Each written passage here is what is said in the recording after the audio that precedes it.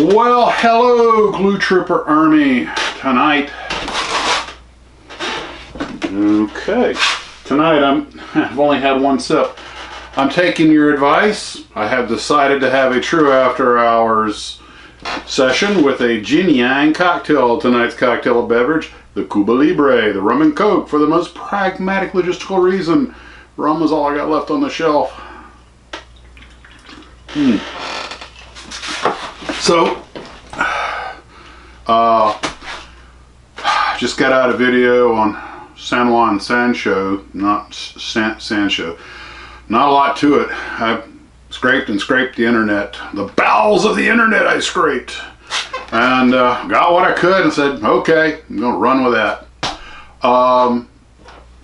So I've got a lot of great emails, a lot of stuff. And for whoever it was that asked, because I got no memory. The Saturn V is a Revell.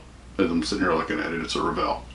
And gosh, so many great ideas and comments you guys have sent. I think this may, many of you said, you know, it should be a cocktail after dark kind of thing. And I have to admit, a winning idea is a winning idea. So I've had some folks ask stuff like about stick models, you know, I guess people make on the sticks and live steam and stuff like that, and that's cool. They're models, I'm game.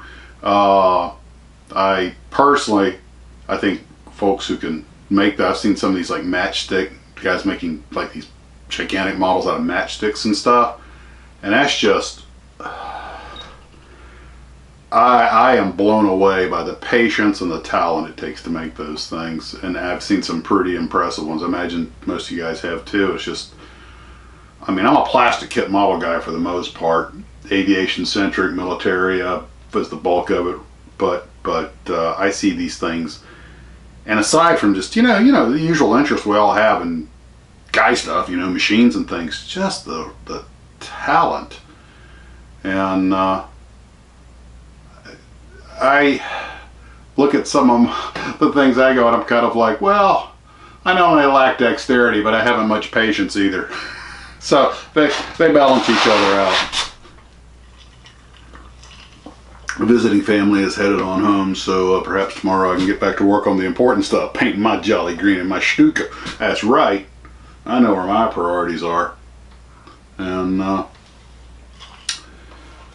you know, I got a bunch of different kinds of spray can paints, and I don't mean to run ads for anybody. I'm sure everybody's got paints that work better than others, but it's my imagination, or some of these paints like the Model Master and Tamiya paints really better, or am I just thinking they are?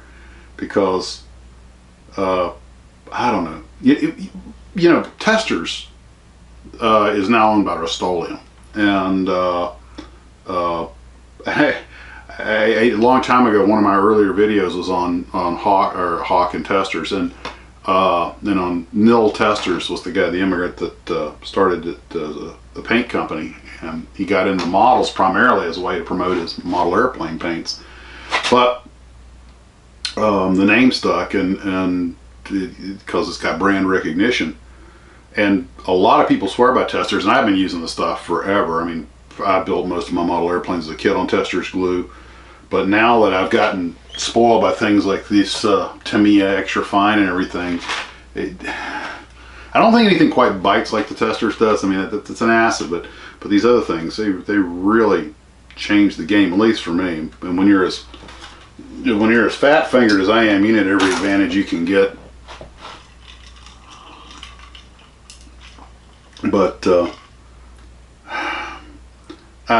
somebody told me something that I didn't know, and it made perfect sense, and I guess I ought to spread the word. Maybe I'm the only guy that didn't get the memo until recently. I've got acetone over here, what you use for cleaning brushes, and he said, yeah, don't thin your enamel paints with acetone. Make sure to use proper thinner, because even though they'll both strip paint off your hands and, you know, clean paint off, the acetone is much rougher. And I guess that's basic model building 101, but I was guilty of using acetone to thin enamel paint in the past, and I am pretty sure that explains a few misfires. Yeah, if there's a mistake out there to be made or a shortcut to be misused, I'm your man. It's like when I wanted to paint one of my foamy RCs, I think it was the Apprentice. Everybody said, make sure to use foam safe paint. And I'm like, okay, well, I do know that. I mean, I've seen what stuff does to styrofoam or EPO foam. So I was careful to get a foam safe paint. And I start spray painting the airplane. And wow. I mean, I know you got to lay a base coat down, but even with a base coat, some paints with the styrofoam, it just drinks it. And you're like 3 coats in, you're like, you gotta be kidding me. So then you finally put your color coat on, you're putting on 4 coats, and you're like, oh my God. Didn't realize how hard styrofoam was to paint, or could be to paint. But, so, you know, I'm thinking about the scales. I'm mostly a 148 scale guy in most things, just because it's, you know, so prolific, so much is made in it, but it's just such a handy general purpose scale for most things. I mean, again, airplane guy. For airplanes, because their wingspans are so big, you can get a lot of them on the shelf, but they're big enough you can detail. And like I said, I'm going to go get some cars and some tanks here soon. And but you know,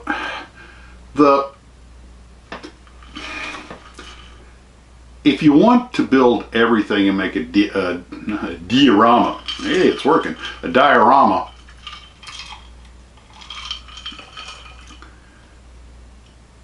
.148 scale armor, to me 148 scale is kind of small for armor and kind of small for cars, but it's great for airplanes. 135, I can see why 135 is such a popular armor scale, because 135 scale armor fits on the shelf, it's good, you can see all the detail, you can do so much with it. And I understand that the 124 and 125 for cars, because again, you know, the smaller the original object, the bigger it is, the better it looks. Although I gotta admit, my 135 scale Jeeps look really good. I do like that scale. But, and 132nd aircraft and 135 scale vehicles, maybe it's just me, I can't tell the difference. I got no problem doing a diorama with a 132 and a 135. If you can tell the difference, you're one up on me. I'm halfway inclined to get I'm probably going to get the monogram 132nd scale Mark IV Panzer. But it would be kind of interesting. If you guys have done it, send some pictures, because I definitely would put that in the next thing. But I'd like to see like a 135 scale tank up against a 132nd scale tank and really see if the difference is even something you can notice. And I'm thinking they have to be almost physically touching each other to tell the difference. And if you're doing a diorama, I could see putting the 135 scale one closer and give a hint of forced perspective, you know, make the other one a little smaller, a little further off. When I was playing with some of my models a while back, when I moved my drone, I laid my tanks out, the big ones close and the far ones off in the distance, and then I put one of my Godzilla action figures, because we're men and men don't have dolls, they're action figures, further down than that. And from the right camera angle, of course I learned that the lower the camera angle the better, but from the right camera angle, it was pretty convincing. It's amazing how easy it is to make forced perspective work, but it's also one of those things, you get it off just a little bit and it ruins it. So, but I would like to see a 132nd and 135th model tank side by side, just see if the difference is even noticeable. Some of the comparisons I've seen of kits, I'll bet you there's somebody out there that makes a 132nd scale something that's as big as somebody else's 135 or vice versa, you know, because these things are never 100% accurate. I don't think they can be. Although I have to admit, after building that CH-1 helicopter, that Hobby Lifelike kit, the repop of the old Adams missile carrier, I'm given to think that 140, you know, America may have won the 148 scale war, but I'm not sure that 140 wouldn't have been a little bit better. Yeah, I know they would have been a little bigger, but it's just that little hint, that little difference kind of matters. I don't have the figures handy. I could show you the 140 scale figures to 148. You can see that they're not so big like 132nd that it starts to get hard to deal with, but it's just that little extra room you need, you know, so maybe you can, paint the eyes or something. If you guys can paint the eyes on a 1/48 scale or even a 1/32 scale, figure you're ahead of me, because I'm like, oof, I've tried everything, and I even considered drilling out the eyes with like a pen vise or something and put something behind it, but I couldn't bring myself to do it. I guess I'm just too human. I just couldn't stick the needle even in the eye of a plastic guy. It was, felt like Dr. Moreau or Dr. Mingler or something. So that the other thing I had trouble doing is I was able to do it, but I had to buy a brand new model and melt it for my home movie, and it was so hard to bring it to form a model out of the. I'm like, it would be one. I should have bought something that somebody had already kit bashed on eBay and ruined or something. Just a brand new kit. It's given life in the injection molding machine. It's born of heat. And injected molded plastic, and then it goes into a dark box where it sits for God knows how long before it finally sees the light of day, and the first thing I do when I get it is put it together and melt it down. Oh, if there's a modeler's hell, I'm going to pay for that one. I'm starting to think I'm more fun after one of these things. Oh, gosh, guys. Well, not a whole lot going on tonight. Our TV shows are coming on a little bit, so have to go and watch Yellowstone and Perry Mason and that new miniseries. It's really awesome. And we have a third show, and right now I'm blanking on what it is. This stuff works. This, by the way, is Coke Zero with Haitian rum that I got from Duty Free when I was in Haiti. I really got it more as a, just put it up in the bar, and you kind of buy local bottles of liquor when you go places. And you're like kind of a, ooh, look, been there, done that, buy the shot glass, get the bottle. But with lockdown, nothing's sacred anymore.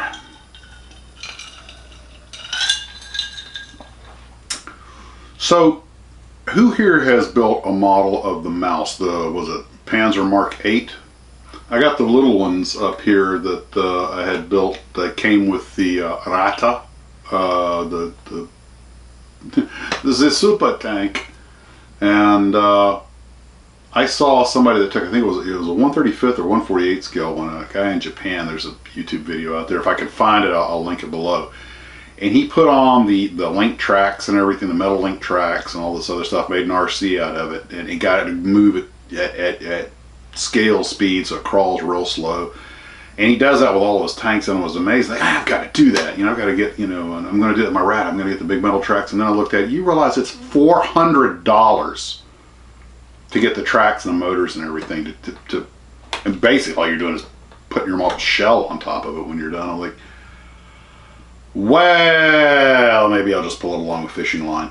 But I have to admit, I was impressed with his work. And he put the little, I don't know, the Miho or which one it was, sticking out the top of little girls in pens. And I was like, what's wrong with that model? Oh, there's a teenage girl sticking out of the hatch. That's the problem. Well, it's not a problem, but it's like something wasn't quite right. And I was like, oh, that's it.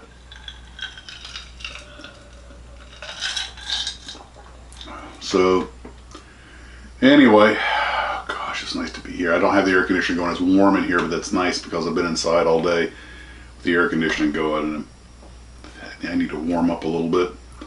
And nothing like a good rum to help you warm you up on the inside. Arg. This is not unlike grog, which is what the old sailors used to drink. And I'm sure somebody out there knows this and will put some in the comment section. And then I'm inviting you, please do. But my understanding, grog, for the one of you out there who doesn't know, it was water with rum in it. It was, and the way I understand it was, when the sailors in the age of sail would go out on their ships, the water, they had to carry fresh water with them, obviously, in casks, but it would get, I wouldn't say putrid, but it would get kind of nasty. So they would dump the rum in it to, make it quaffable, make it drinkable. And of course, I don't think they did it with all the water, but it was sort of a treat for the sailors and whatever, whenever the captain decided it was right. And they called it grog, but apparently that was how that whole thing got started. And so if you water down rum, you're essentially drinking grog, although I don't know what the ratio was. But apparently they drank enough of it. That was even in the old Horatio Hornblower miniseries with Eoin Gruffudd, if I'm saying his name right, and I'm probably not. And I just thought that was kind of, I'll be drunk as lords by 4, you know. And God, the things we take every... You realize those people had to know what time of day it was by the position of the sun. In a wooden box that maybe made 4 knots across the ocean. My God, we don't realize how spoiled we are. I might have to go get myself another Grog. Ice. Can you imagine what sailors in the age of sail would have done with ice? And speaking of ships, because my brain can zip off on a tangent so fast. It's like playing a game of connect the dots. I mean, I have a thought which triggers another thought, and bam, I'm off in another direction, in case you hadn't already noticed. And I got some pictures sent to me today, and of course, with my non-existent memory, I forget who sent them, but there were ship photographs that he's working in his garage. You know who you are, so you can leave a comment below if you like, but I have to tell you, those they're going in the next video, and those pictures, the ships he builds, he did the Titanic and what I believe was the Great Western. I was downloading so fast I didn't have time to actually read everything because I do everything in fast forward, except walk. But I was looking at these gigantic model ships and the detail and the craftsmanship in them, and I was just like, my God, that is commitment. And the first thought I had when I saw those is, where do you put those things? When I was in the Whaling Museum, the Kendall Whaling Museum up near Sharon, Massachusetts, I think it's since moved, but I went in and I think it was a Kendall Whaling Museum. Anyway, I went in and saw the displays, which are great, and there was one corner that was glassed off, and there's a guy working in there on a model ship, and he was a model shipbuilder. And of course, these guys don't get paid for this. And ooh, that just triggered another thought if I can retain it long enough. But he was showing me, you know, he's curling the brass rings and everything to put on just the true craftsmanship and doing. And I talked to him about it. Told him, long story short, I got to sit there and watch him build the ship for a little while, and the page, and it was wood. I mean, it was this old school shipbuilding, and the patience and the attention to detail, and you could tell the guy was the craftsmanship. There was a respect for it, even a love affair with the way he handled the wood and everything. That this was somebody who took great pride in what he was doing and did it well, and apparently knew most of the tricks and everything. And just, even though the ship was still in bare wood and was probably 60% done, you could already see the coming to life in miniature. And I was just so impressed with that, which kind of brings me to another point. That was the thought that I managed to actually hold on to. I'm proud of myself. I deserve a drink for that. Oh, sadness, she's almost empty. So,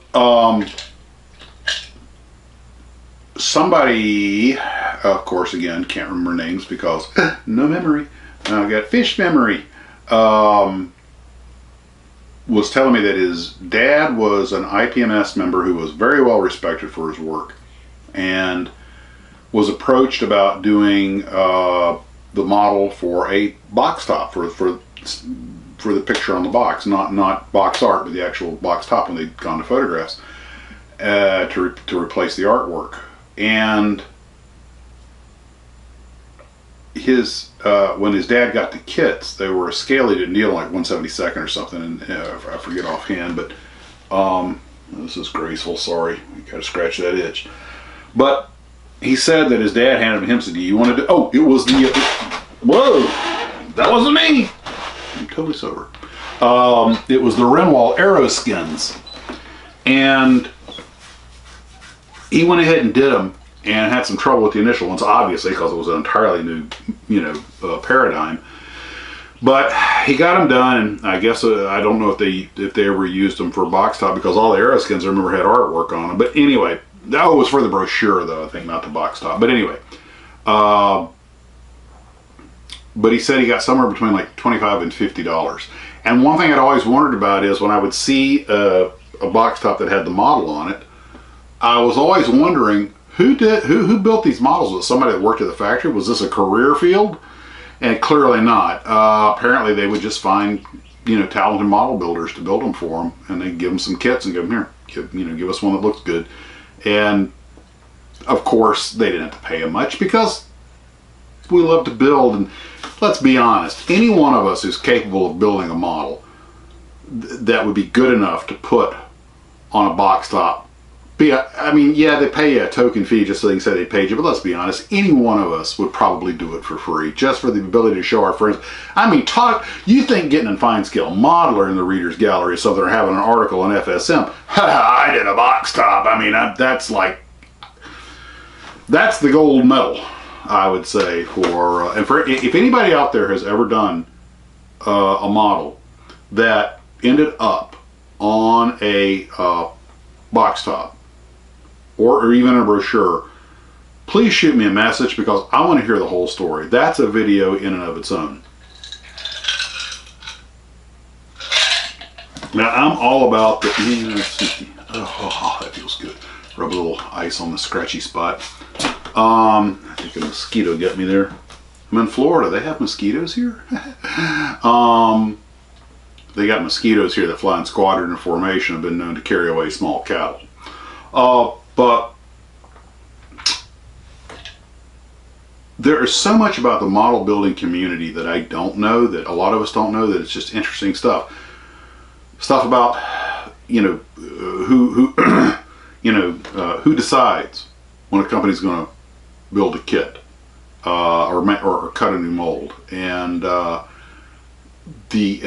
that changes with each company. You have some companies, as I've harped on before, like Monogram or Revell, that'll do market research, and you got guys like apparently the ones over at Aurora that were just kind of like, yeah, we think that'll sell. That's the end of their market research, if what I've read is correct. Most of what I'm telling you is what I've been told or what I've read. I mean, I don't have any insights in the industry. I wish I did. I can tell you a lot about the industry I work in, but who wants to be bored with a bunch of airline pilot stories?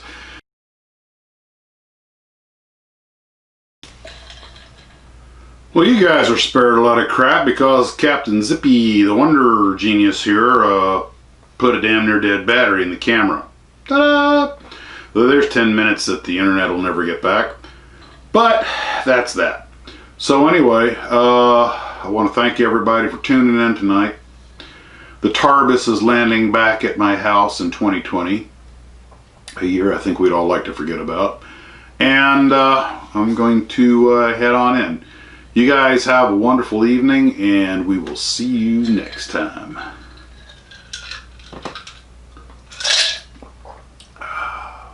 Grog.